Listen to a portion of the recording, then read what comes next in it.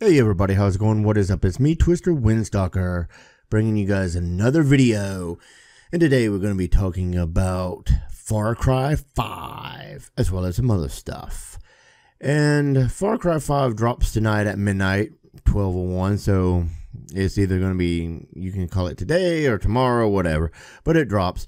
And I want to get online and play it for maybe about an hour or so. I know the online is probably going to be flooded with people that want to do the online stuff.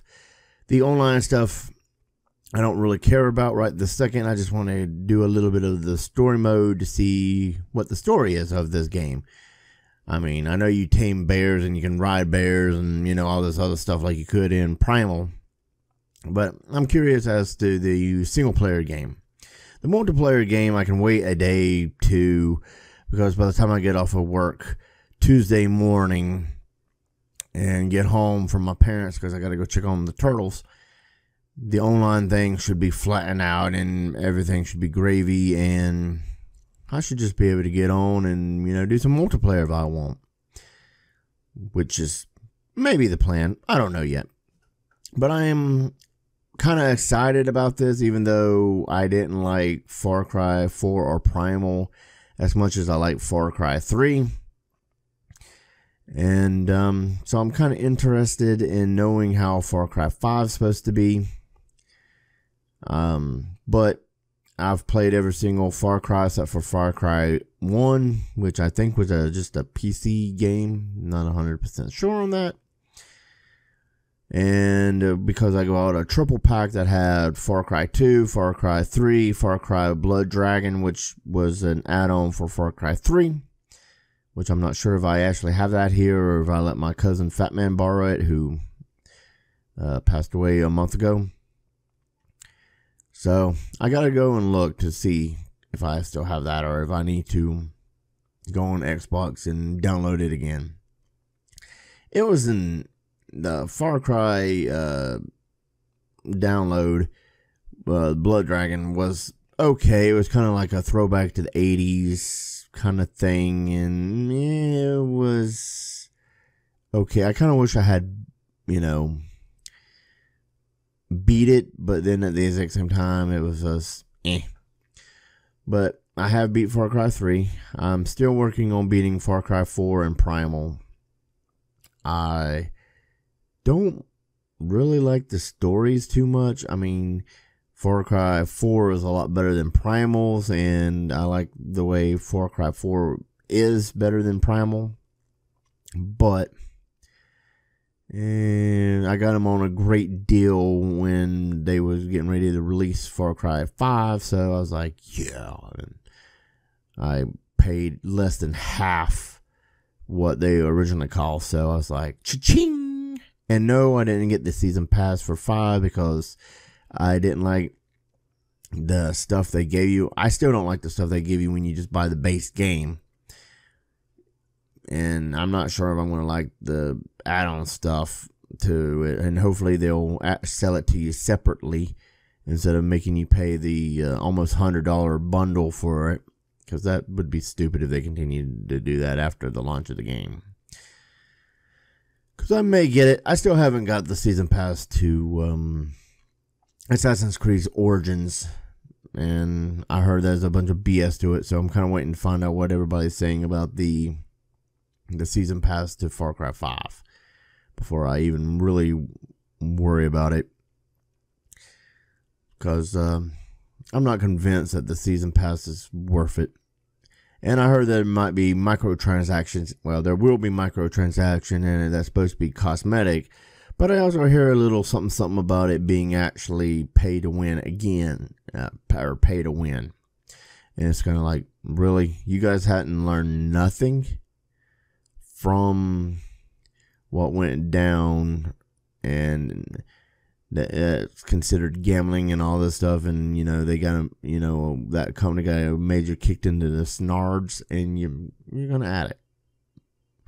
I'm also eagerly anticipating getting God of War because I want to get it, but I don't know if I'll get it on launch day or not. I'm gonna try because I love that franchise. I have played every single one, beat every single one, and I'm hoping that it's gonna be awesome.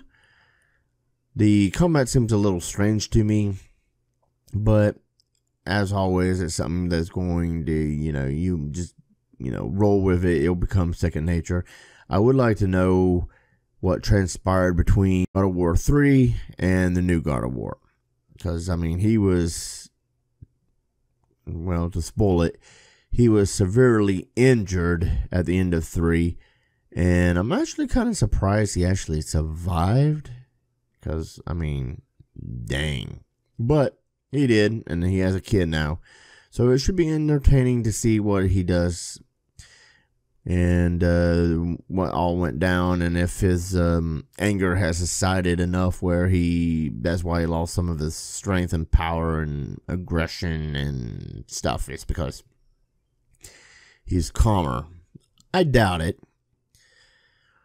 But since the whole thing behind his anger to begin with was the killing of his family, and he apparently has a new family, though I think his wife died. Don't know of what or how. So that could give him a little bit of anger, but since he has a son, it might not be as much as it was. But we'll have to wait and find out. I'm eagerly anticipating that. And I know there's a split thing between Anthem people, that people want to hate it, and then people want to love it. I want to just play it. I don't know if it's going to be, microtransactions in it, if it's even going to come out this year. It's supposed to come out later this year. I don't know. But I just want to play it. It looks right up my alley. If it has microtransactions in it, then I probably won't play it because I didn't play Star Wars Battlefront 2 because of the microtransactions. Though I think if I can catch it on a sale, I might buy it and just play it because I'm kind of interested in. I am interested in it. I just didn't want to do it if it was all pay to win. So now that it may be better, I don't know. But yeah. And then of course, if Pokemon drops on the Switch, I'm going to have to get that because Pokemon. But if the Smash Bros. Game drops this year, oh yeah, it's going to be on like Donkey Kong, because that was one game I've been wanting to play on Switch for a long, long time. And it's been a long, long time since the last Smash Bros. Popped out. So I'm eagerly anticipating Smash Bros.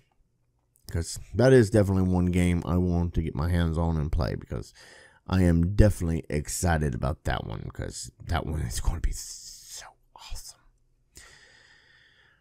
But of course, I've been trying to stay away from, all reviews, blah, blah, blah, about these games, because I don't want to spoil anything for me. I want my opinion to be authentic and natural, and not have somebody be like, oh, this game sucks. And then I'm like, oh, I'm going into this. I want to be like it was when I played Destiny 2, where I stayed away from everything about that game.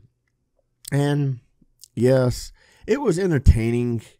It wasn't as epic as it could have been. It isn't everything they promised.